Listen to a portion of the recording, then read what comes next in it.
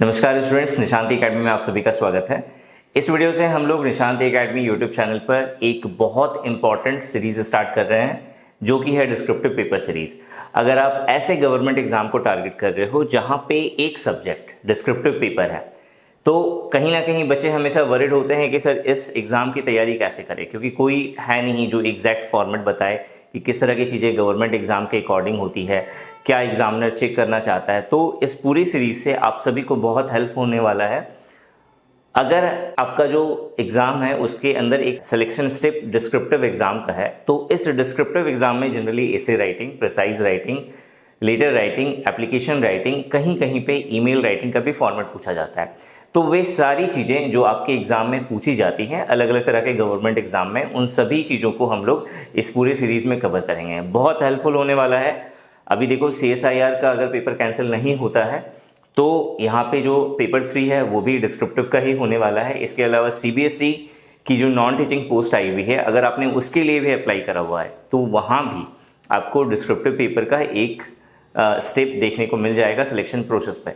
तो हम लोग इस पार्ट में, ये चूंकि फर्स्ट पार्ट है जहाँ पे हम लोग लेटर राइटिंग का फॉर्मेट कवर करने वाले हैं, ठीक है। इसके अंदर हम लोग क्या क्या पढ़ेंगे, तो सबसे पहले हम लोग पढ़ने वाले हैं how to write a beautiful essay.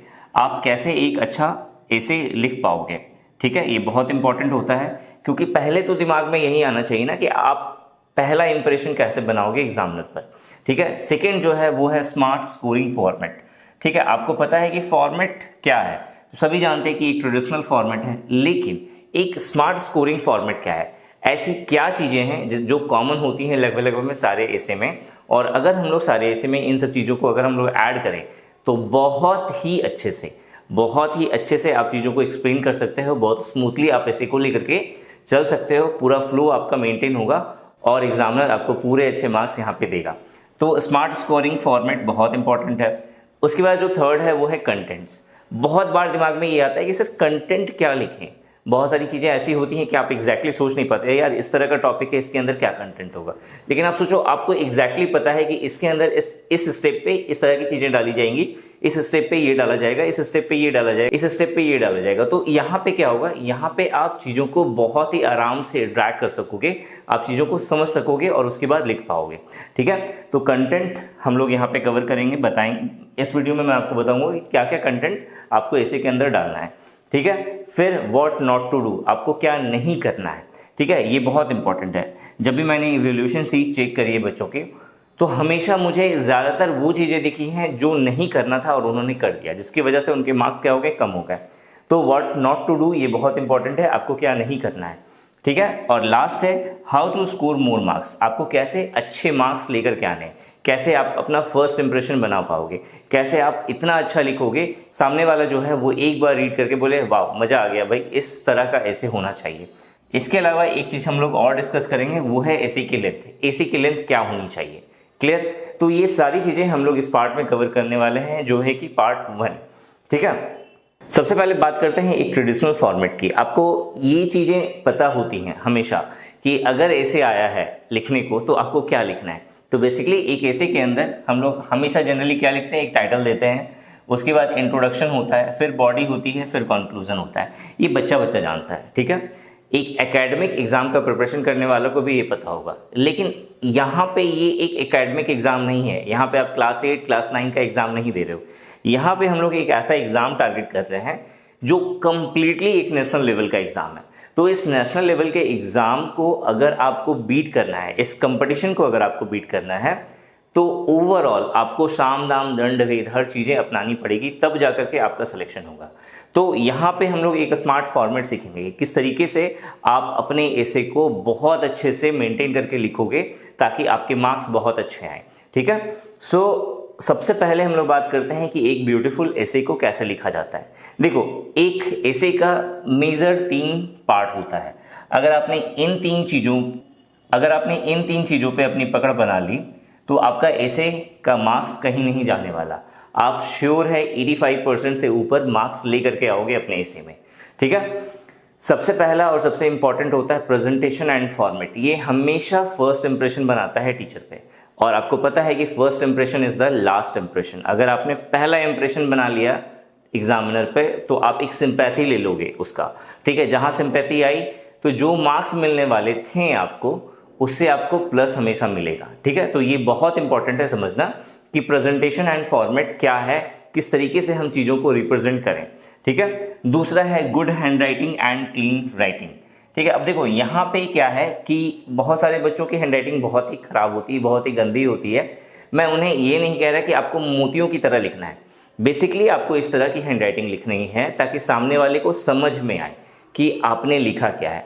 आप बताओ कि आप एक इस तरीके से अपने एसे को लिख रहे हो कि आप ही जो है 2 दिन के बाद नहीं पढ़ पाओगे बहुत सारे वर्ड्स को, तो आप कैसे एक्सपेक्ट कर सकते हैं कि एक एग्जामिनर उन सारी चीज़ों को पढ़ करके समझ लेगा। वहाँ पे वो क्या होगा, फ्रस्ट्रेट होगा, इरिटेट होगा और फाइनली जो है आपके मार्क्स काट देगा। ठीक है, तो गुड हैंड राइटिंग का मतलब ये हुआ कि एक रीडेबल और चीज़ें जो अच्छे से समझ में आ जाए, इस तरह की हैंड राइटिंग आपको मेंटेन करना है। अपनी राइटिंग को क्लीन रखना है, और ये क्लीन कैसे पॉसिबल होगा, जब आप एक ड्राफ्ट बनाते हो।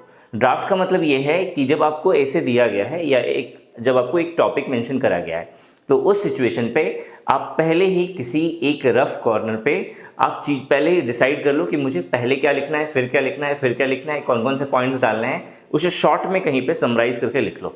तो वो क्या हो जाएगा, एक ड्राफ्ट आपका बन जाएगा। फिर जब आप लिखने जाओगे तो आपका मिस्टेक नहीं होगा।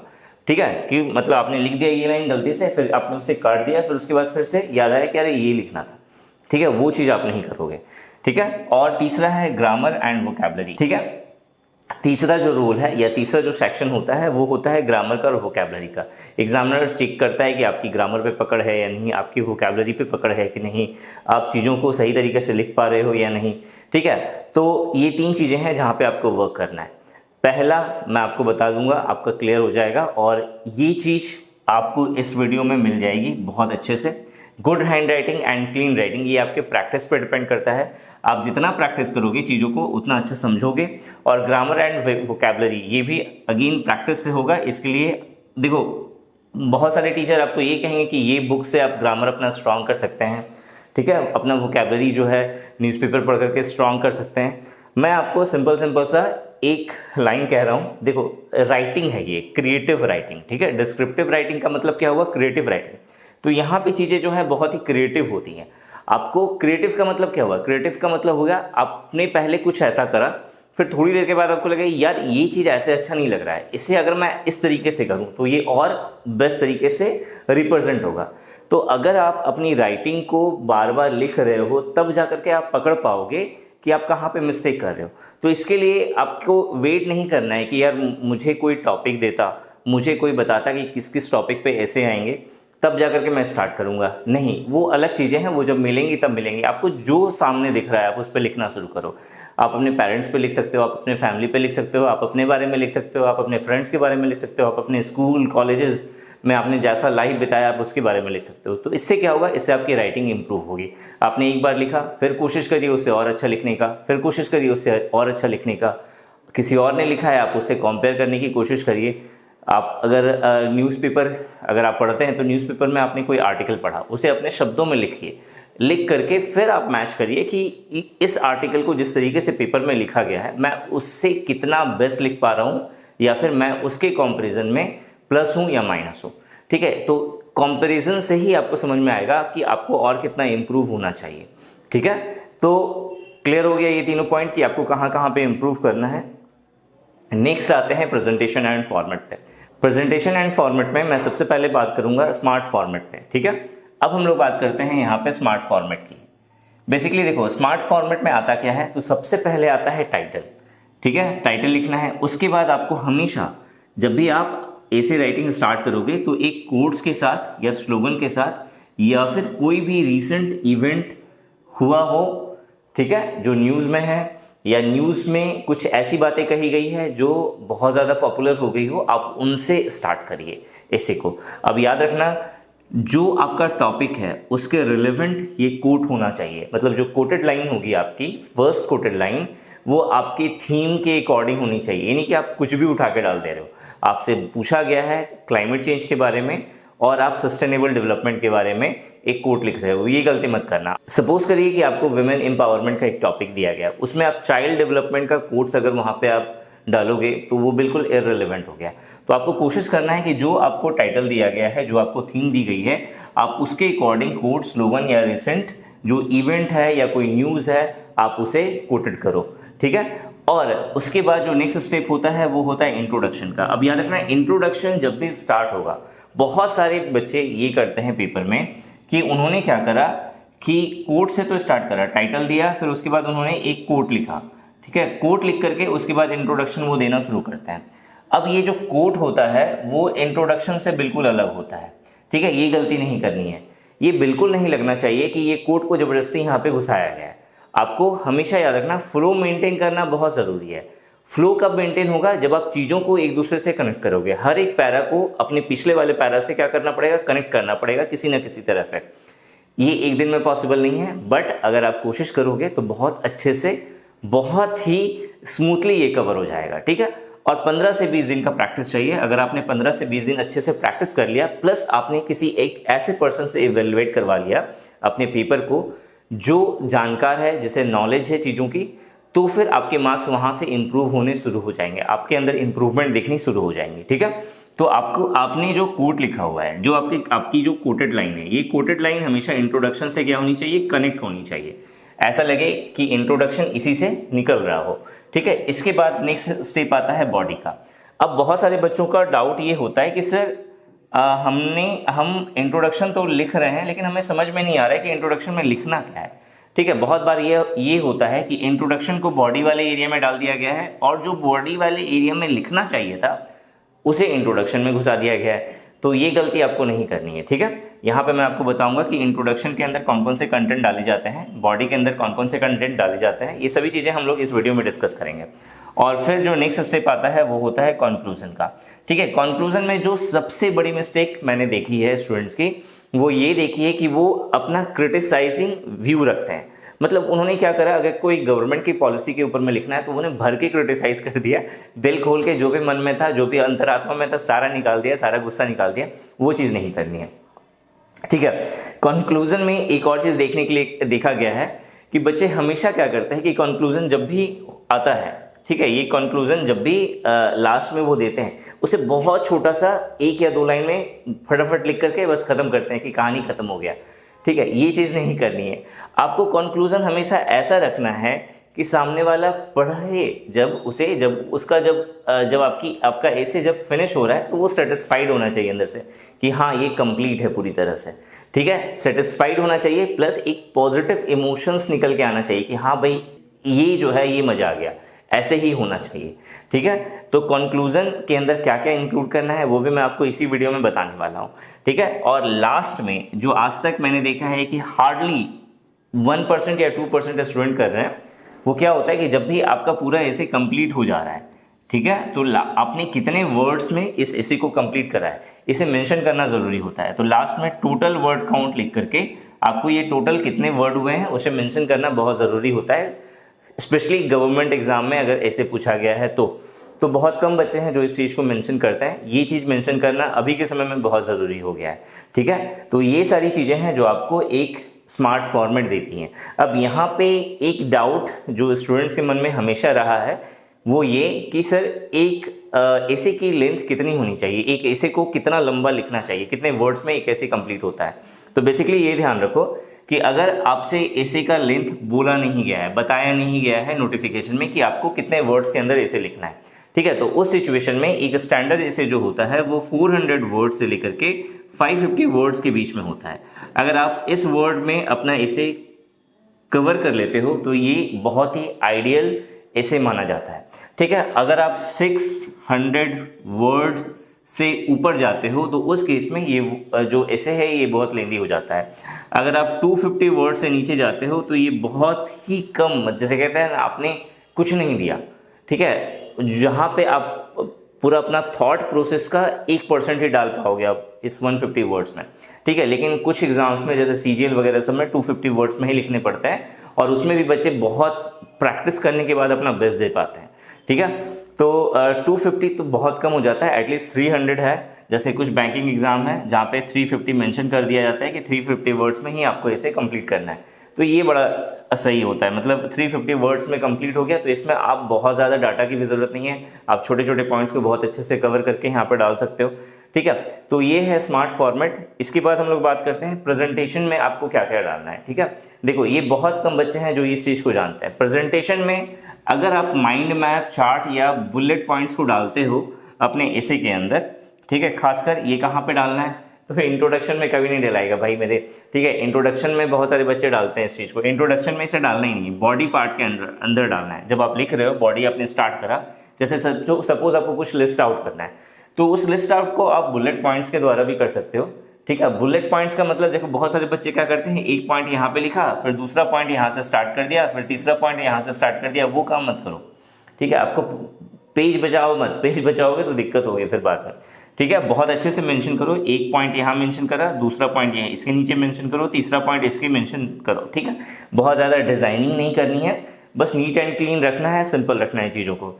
ठीक है, माइंड मैप्स यूज़ करिए अगर ज़रूरत है तो, ज़बरदस्ती घुसाना नहीं है, चार्ट्स को ज़बरदस्ती नहीं घुसाना, लेकिन अगर वो प्रेजेंटेशन अच्छे से कर सकता है आपके थॉट को वहाँ पे, तो वो चीज़ करना बहुत ज़रूरी है। इससे आपके मार्क्स बहुत इंप्रूव होंगे। यहाँ पे पंच लाइन यूज़ करना है आपको। ठीक है, पंच लाइन क्या होता है, आपने मूवीज़ बहुत सारी देखी होंगी। देखो मूवीज़ में डायलॉग हमेशा याद हो जाता है लोगों को। ठीक है, जैसे ही हॉल से या थिएटर से लोग बाहर निकलते हैं तो सलमान खान की डायलॉग्स बोलना शुरू कर देते हैं।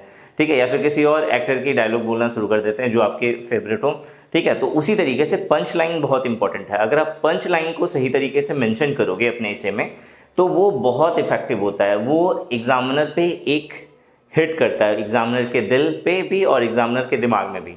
तो वहाँ पे उसे लगता है कि यार इस बंदे ने थोड़ा सा अलग करा है, थोड़ा सा वो देने की कोशिश करी है जो वो ढूंढ रहा था। ठीक है, तो ये ध्यान रखना, पंच लाइन अगर आपके पास है, नहीं है तो क्रिएट करिए। ठीक है, क्रिएट करना भी ज़रूरी होता है, मतलब मज़ा आ जाना चाहिए कि हाँ पढ़ने के बाद लगे कि हाँ भाई ऐसा है। ठीक है, मतलब लाइन्स ऐसी हो कि बस मज़ा आ जाए। और ये कैसे होगा, ये होगा जब आप उस तरह की चीज़ों पे इन्वॉल्व होते हैं। जितना ज़्यादा आप राइटिंग करोगे, जितना ज़्यादा आप लिखने की प्रैक्टिस करोगे, ठीक है, आप कलेक्ट करो डाटा को। डाटा बहुत जगहों पे अवेलेबल है, निशांति एकेडमी एप्लीकेशन पे भी अवेलेबल है। अब एप्लीकेशन की बात हुई तो मैं बता दूं, एप्लीकेशन मॉडिफाई हो रहा है, वेबसाइट भी मॉडिफाइड हो चुकी है। nishantiacademy.in वो मेरी वेबसाइट है, लेकिन nishantiacademy.com ये भी मेरी वेबसाइट है। आप सर्च कर सकते हैं, जहाँ पे कोर्सेस के साथ साथ और भी बहुत सारी चीज़ें अवेलेबल हैं और कम्प्लीटली फ्री ऑफ कॉस्ट है। मतलब आप जाओगे और आप बोलोगे वाह ये सर ने अच्छा करा है। ठीक है, पीडीएफ बहुत सारी वहाँ पे फ्री हैं, टेस्ट फ्री होने वाले हैं और बहुत कुछ मिलने वाला है आपको वहाँ पे। ठीक है, बहुत सारे जॉब के अपडेट्स भी आपको उस साइट पे मिलेंगे। तो ओवरऑल आपका जो निशांति एकेडमी एप्लीकेशन है और निशांति एकेडमी वेबसाइट है वो पूरी तरह से अपडेट हो रहा है और बहुत जल्द इसकी नोटिफिकेशन मैं आप सभी तक पहुँचाऊँगा। प्रेजेंटेशन के साथ मैं आपको दिखाऊंगा कि क्या क्या चीज़ें हैं जो आप निशांति एकेडमी एप्लीकेशन के द्वारा और निशांति एकेडमी वेबसाइट के द्वारा आप कर सकते हो और अपने एग्जाम प्रिपरेशन में इसकी हेल्प ले सकते हैं। ठीक है, सेइंग्स ऑफ पॉपुलर लीडर्स ये ज़रूर डाला करिए। ठीक है, जब भी आप बॉडी लिख रहे हैं, अब ऐसा ना हो कि सिर्फ ऊपर में आप कोर्स लिख दिया और आपने सोचा कि मेरी बस जो रिस्पॉन्सिबिलिटी थी, जिम्मेदारी थी, वो खत्म हो गई। नहीं, जहाँ भी ज़रूरत है वहाँ पे आप कोर्स को डालिए, ज़बरदस्ती नहीं घुसाना है। अगेन आपको ऐसा करना है कि आप अगर कोई लाइन लिख रहे हैं तो उस सिचुएशन में आप उसे बताइए कि इस लाइन को महात्मा गांधी ने अपने शब्दों में इस तरीके से बताया था, जो कहीं ना कहीं इस चीज़ को दर्शाता है, इस चीज़ को बताने की कोशिश करता है। अगर आपने ये कर लिया तो यकीन मानो आपके मार्क्स 80+ तो होने ही वाले हैं, इसकी मैं गारंटी देता हूँ। मैं लिख के देता हूँ कि इस तरह से चीज़ें होंगी। ठीक है, अंडरलाइन करिए या हाईलाइट्स करिए अपनी कोटेड लाइन्स को। बहुत सारे बच्चे क्या करते हैं, पंच लाइन तो डालते हैं लेकिन उस पंच लाइन पे काम नहीं करते हैं, दिखाते नहीं है। एक तो इतनी गंदी हैंडराइटिंग है, उसमें पंच लाइन एग्जामिनर ढूंढेगा कैसे? तो आपको तो एटलीस्ट कुछ तो करना पड़ेगा ना, या तो अंडरलाइन कर दीजिए, उसे हाईलाइट कर दीजिए, उसे कोटेड कर दीजिए इस तरीके से कि जब सामने वाला पढ़े उस मतलब बहुत गंदा हो चुका है आपका ऐसे, लेकिन सामने जो एग्जामिनर है उसे वो कोटेड लाइन दिख गई और उस कोटेड लाइन में इतना दम है कि उसने एग्जामिनर को पढ़ने पे मजबूर कर दिया कि आखिर इस बंदे ने लिखा क्या है। ठीक है, तो आपको भले ही उसे 10 लाइनें समझ में आ रही होंगी पूरी इसी की, लेकिन उस 10 लाइन के बिहाफ पे वो आपको जज कर लेगा कि आपका लेवल क्या है और फिर उसके अकॉर्डिंग फिर आपको मार्क्स दे देगा। ठीक है, देखो पंच लाइन का बहुत इंपॉर्टेंट रोल होता है और साथ ही साथ अंडरलाइन या फिर हाईलाइट जब आप करते हैं चीज़ों को तो ये बहुत बड़ा रोल प्ले करता है। क्यों? हो सकता है कि आपसे पहले 2 पेपर एग्जामिनर ने चेक करा हो और वो इतने 3rd क्लास के थे कि वो पूरी तरह से इरिटेट है। ठीक है, तो उस सिचुएशन में अगर आपका पेपर उसे इरिटेट लगा तो वो आपके मार्क्स वहाँ पे क्या करेगा, कट कर देगा। लेकिन वहीं एग्जामिनर को थोड़ा सा भी ये फील हो गया कि ये बंदा थोड़ा अलग है, ठीक है, वहाँ वो रुकेगा, ठहरेगा, ठहर करके चीज़ों को पढ़ेगा, रीड करेगा और फिर जो है बोलेगा कि नहीं इस बंदे में दम है थोड़ा, तब जाकर के वो उसे क्या करेगा, मार्क्स करेगा।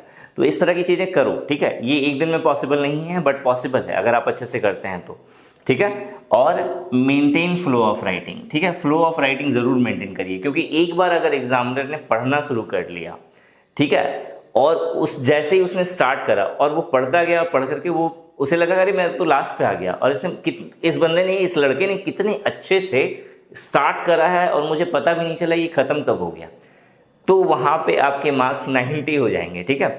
तो फ्लो ऑफ राइटिंग जरूर मेंटेन करिए अपने इसमें। ये फ्लो ऑफ राइटिंग का मतलब ये हुआ कि जैसे ही आपने एक पैरा खत्म करा तो दूसरा पैरा ऐसा ना हो कि अननोन हो और अचानक से कहीं से इंसर्ट हुआ, दूसरा पैरा ऐसा लगे कि उसी पैरा से, पहले वाले पैरा से वो निकल करके दूसरे वाले में एंटर करा है, ठीक है। तो ये चीज़ अगर आप कर लोगे तो आपके मार्क्स यहाँ से इम्प्रूव हो जाएंगे। अब बात करते हैं हम लोग कंटेंट की। देखो बेसिकली जो ऐसे होता है इसके अंदर 3 तरह के कंटेंट होते हैं, एक जो इंट्रोडक्शन का पार्ट होता है, एक जो बॉडी का पार्ट होता है और एक जो कंक्लूजन का पार्ट होता है, ठीक है। जो इंट्रोडक्शन का पार्ट है, इस इंट्रोडक्शन के पार्ट में हमें कोट्स तो लिखना है और कोट्स लिखने के बाद हमें बाकी की चीज़ें क्या करनी है, जो WH फॉर्मेट में जो आपके दिमाग में आता है क्वेश्चन, जैसे क्या हुआ, कैसे हुआ, जैसे क्लाइमेट चेंज के ऊपर में हम लोग लिख रहे हैं, तो ये क्लाइमेट चेंज स्टार्ट कैसे हुआ, क्लाइमेट चेंज कैसे जो है सबसे पहले कहाँ पे देखा गया, इस क्लाइमेट चेंज का क्या क्या कारण हो सकता है, ठीक है, इन सब चीज़ों को शॉर्ट में समराइज करके आप इंट्रोडक्शन में डालते हैं, ठीक है। बॉडी पार्ट के अंदर क्या डालते हैं हम लोग, करंट फैक्ट्स क्या चल रहा है, कुछ फिगर्स, कुछ डाटा, बस ये ध्यान रखना ये फेक नहीं होना चाहिए, ठीक है। एलिबोरेट करिए जो भी चीज़ें आप मेंशन कर रहे हो, ठीक है। आपने कुछ अगर फैक्ट्स डाला है उस फैक्ट को और एलिबोरेट करने की कोशिश करिए और अच्छे से बताने की कोशिश करिए, ठीक है। तो इस चीज़ को आप बॉडी के अंदर डाल सकते हो। करंट अगर कुछ इश्यूज है या कोई इफेक्ट है जो आगे चल के और बड़ा हो जाएगा, आप उसे बता सकते हैं, उसे एग्जाम्पल के द्वारा और अच्छे से समझा सकते हैं। तो इन सब चीज़ों को आपको बॉडी के अंदर मेंशन करना है। गवर्नमेंट स्टेप्स को मेंशन करना है। गवर्नमेंट स्टेप्स बहुत इंपॉर्टेंट है, याद रखिएगा। और गवर्नमेंट स्टेप्स मेंशन करते समय कभी भी गवर्नमेंट को क्रिटिसाइज नहीं करना है, आपको गवर्नमेंट स्टेप्स के लूप होल्स नहीं बताने हैं, ठीक है। अब बोलोगे सर हमेशा पॉजिटिव नहीं बताया जाता, कभी कभी नेगेटिव भी बताया जाता है, बिल्कुल बताया जाता है, लेकिन इस नेगेटिविटी को बताने का भी एक तरीका होता है, ठीक है। जब भी आप फॉर्मल राइटिंग करते हैं, ठीक है, जब भी आप फॉर्मल राइटिंग कर रहे हैं तो जो नेगेटिव चीज़ें हैं उसे बताने का जो सबसे बेस्ट तरीका होता है वो होता है बहुत ही मिल्ड वे में, ठीक है। आपको ये इस तरह से कहना चाहिए या कहना पड़ेगा फॉर्मल राइटिंग में कि गवर्नमेंट जो अथॉरिटीज़ हैं वो इन सारे पॉइंट्स पे अभी फोकस नहीं कर रही हैं, लेकिन हो सकता है कि आगे आने वाले समय में वो इन सब चीज़ों पे भी अपने कुछ लॉज, कुछ स्टेप्स लेकर के आए, कुछ नए स्कीम्स लेकर के आए जिससे लोगों का भला होगा, ठीक है। तो ये होपफुल वाला एक स्टेटमेंट हो गया, होप वाला एक स्टेटमेंट हो गया। सो इस तरीके से आप अगर गवर्नमेंट स्टेप्स को बताते हो तो फिर वो बेस्ट होता है, ठीक है। इसके बाद आता है कंक्लूजन। कंक्लूजन में हमेशा आपको सजेशन, होप या पॉजिटिविटी, मतलब पढ़ने के बाद ये ना लगे कि ये बंदा जो है गवर्नमेंट को क्रिटिसाइज कर रहा है, इस बंदे के अंदर बहुत गुस्सा भरा हुआ था जिसने सारा का सारा अपने पेपर में उतार दिया, ये चीज़ नहीं लगना चाहिए, ठीक है। आपको ओवरऑल जो माइंडसेट है वो आपको यहाँ पे रखना पड़ेगा, ठीक है। ये ध्यान रखिएगा सजेशन देते समय कभी भी आई, मी, माई सेल्फ, ठीक है, माई फैमिली, माई फ्रेंड, इस तरह की चीज़ें यूज़ नहीं करनी है। पर्सनल प्रोनाउन को बिल्कुल यूज़ नहीं करना है, ठीक है। आप यहाँ पे एक जनरल माइंडसेट रख रहे हो अपने पेपर में, अपने थॉट को, मतलब आपको जो लगता है कि लोगों को क्या विचार होगी। अगर आपसे ये भी पूछा गया ना कि आप अपने थॉट्स रखो, लेकिन फिर भी आपको अपने थॉट्स नहीं रखने हैं, ठीक है। और अगर रखना भी है तो इस तरीके से रखना है कि ऐसा लगे कि वो जो जनरल पीपल हैं उनके थॉट हैं, ठीक है, वो इस तरह से सोच रहे हैं। और बहुत ही मिल्ड वे में, बहुत ही पॉजिटिव वे में, बहुत ही होपफुल वे में आपको रखना है चीज़ों को, ठीक है। फ्यूचर पर्सपेक्टिव जरूर मेंशन करिए। फ्यूचर पर्सपेक्टिव मतलब अगर ये चीज़ अगर और इस लेवल पे हो जाए तो क्या क्या भला होगा लोगों का, क्या क्या फ़ायदा हो सकता है, गवर्नमेंट को क्या मिलने वाला है, ठीक है। इस तरह की चीज़ें आप मेंशन कर सकते हो, ठीक है। स्लोगन या और कोट्स, इसे भी आप यूज़ कर सकते हैं कंक्लूजन में, ठीक है। तो ये था हमारा कंटेंट कि आपको कंटेंट क्या लिखना है। अगर आप इस पर अच्छे से काम करोगे तो कुछ दिनों में आपको समझ में आ जाएगा, चाहे जैसा भी ऐसे हो, चाहे जो भी आपको टॉपिक दिया जाए, आपको फॉर्मेट समझ में आ जाएगा कि इसके अंदर मैं ये डालूंगा, इसके अंदर मैं ये डालूंगा, इसके अंदर मैं ये डालूंगा। इस तरीके से होगा क्या, आपका जो ड्राफ्ट है वो जैसे ही आपको पेपर मिलेगा ना वैसे ही आप प्रिपेयर कर लोगे, यार इसके अंदर ये डालना है, 2 मिनट में आपका ड्राफ्ट रेडी हुआ, फिर उसके बाद लिखना शुरू करो फ्लो में। तो यहाँ पे क्या होगा ना, आपका एरर होने वाला है, ना किसी और तरह की गलती होने वाली है, ठीक है। अब आते हैं व्हाट नॉट टू डू, ठीक है। जब भी मैंने इवैल्यूएशन पेपर चेक करा है बच्चों का, तो वहाँ पे कुछ मिस्टेक्स मुझे अननेसेसरी मिली हैं और लगभग में सारे पेपर्स में मिली है, ठीक है। अगर आपने इन पे वर्क कर लिया तो नो डाउट मार्क्स तो बढ़ेंगे ही बढ़ेंगे, आपकी राइटिंग और अच्छी हो जाएगी, ठीक है। ये तो मैंने आपको बताया है कि कभी भी फ्लो ऑफ राइटिंग को आपको क्या करना है, ब्रेक नहीं करना है, ठीक है। ये देखो ये बहुत इंपॉर्टेंट है और अभी तक मुझे एक भी बच्चा ऐसा नहीं दिखा जिसे ये मालूम हो, ठीक है। अब ये मिस्टेक है, किसी ने बताया नहीं होगा, ठीक है। आप जब भी फॉर्मल राइटिंग्स करते हैं, फॉर्मल राइटिंग्स में एब्रीविएशंस को यूज़ नहीं किया जाता।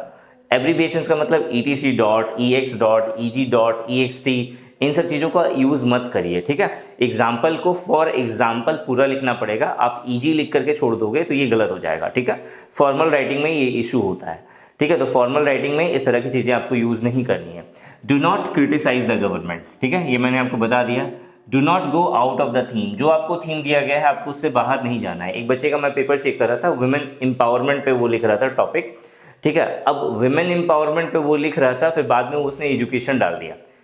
भटकना नहीं है, जो थीम आपको दिया गया है आपको उसी थीम पे रहना है, ठीक है। आप इधर का चीज़ उधर में, उधर का चीज़ इधर में नहीं कर सकते, ठीक है। क्लाइमेट चेंज लिखना शुरू करा किसी बच्चे ने, फिर सस्टेनेबल डेवलपमेंट बताना शुरू कर दिया, फिर टेक्नोलॉजी से रिलेट कर दिया उसे, ये चीज़ मत करना, ठीक है। ये गलत हो जाएगा फिर, ठीक है। एग्जामिनर कुछ नहीं करेगा, एक लंबी सी 2 लकीर खींचेगा और आपका पेपर खत्म। नेक्स्ट जो पॉइंट है वो है do not right fake data और इन्फॉर्मेशन। अगर आपको डाटा या इन्फॉर्मेशन अगर आपको नहीं पता तो आप रॉन्ग डाटा मत डालिए, ठीक है। ये मैंने इस पॉइंट पे अभी थोड़ी देर पहले आपको बताया था जो रिकॉर्ड नहीं हो पाया, ठीक है। नेक्स्ट हम लोग आते हैं how to score more marks. आप कैसे जो है ज़्यादा मार्क्स इंप्रूव करोगे।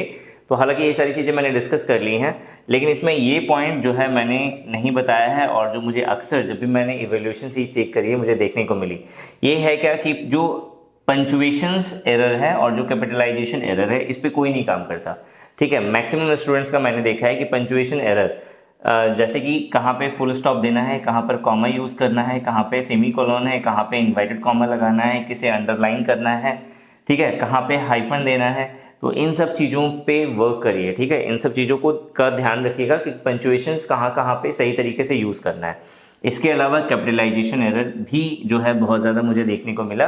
कैपिटलाइजेशन एरर का मतलब होता है आप एक सेंटेंस देख रहे, लिखा हुआ है, बीच का कोई वर्ड है उसका फर्स्ट लेटर जो है अचानक से क्या हो गया, कैपिटल हो गया, जो कि वहाँ पे नहीं होना चाहिए। जैसे कि अवॉइड ग्रामेटिकल एरर, अब यहाँ पे जी देखो कैपिटल है, यहाँ पे तो चल जाएगा क्योंकि ये कंप्लीट सेंटेंस नहीं है, ये एक पॉइंट है, ठीक है। लेकिन अगर मैं एक सेंटेंस लिखूँ और बीच में अगर मैंने ग्रामेटिकल एरर में जी कैपिटल लिख दिया तो वो एक कैपिटलाइजेशन एरर हो गया, ठीक है। हमें इससे बचना है। नेक्स्ट जो है ये सब बाकी सारी चीज़ें जो है मैंने यहाँ पे आपको बताई है, ठीक है। ये आप एक बार रीड कर लेना। सो ये था आज का टॉपिक जहाँ हम लोगों ने ऐसे राइटिंग अच्छे से कवर करा। आशा है कि आपको चीज़ें समझ में आई होगी। लास्ट में थोड़ा सा गड़बड़ हो गया क्योंकि कैमरा ऑफ हो गया था। अगर आप फर्स्ट टाइम आए हो निशांति अकेडमी चैनल पे तो इस चैनल को जरूर आपको सब्सक्राइब करना है, क्योंकि गवर्नमेंट एग्जाम से रिलेटेड बिल्कुल आपके एग्जाम ओरिएंटेड वीडियोस मैं लेकर के आता हूँ इस चैनल पे। Thanks for watching this video. जय हिंद।